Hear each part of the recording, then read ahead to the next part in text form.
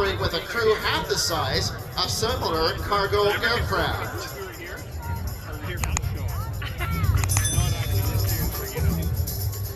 Now approaching from your left, the aircraft will perform a slow-speed pass. During the pass, please notice the wing, leading edge slats, and large powered lift wing flaps. These devices literally change the shape of the wing and are the key to its low final approach speed, enabling this aircraft to land and stop in very short distances. Folks, from the left, the slow-speed pass from the C17 Globemaster 3.